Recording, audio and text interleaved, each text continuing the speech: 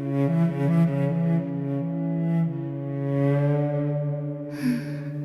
cappuccino e un brioche, per favore, che vento, che vento. Pare che gli inquisitori escano alla caccia alle streghe. Mi porta con passi brevi il cappuccino e una brioche scaduta.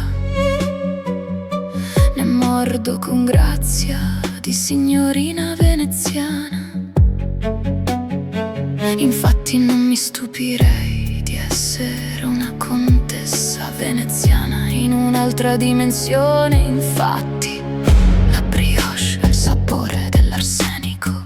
Mi piacerebbe sapere come combinare e usare con cura, senza tracce, i veleni. Chimica, ma non solo chimica. Le streghe sapevano streghe che invocano le forze e gli elementi, manovrando con precisione l'ago nel cervello della bambola di cera.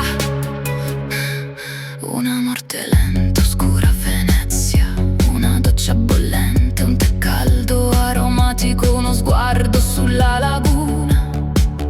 Tocco i pali di legno su cui sta come una donna superba Venezia, con i suoi palazzi e cattedrali, architettura di un gusto raffinato, anacronistico, vintage direi. Ho rotto anch'io lo specchio veneziano.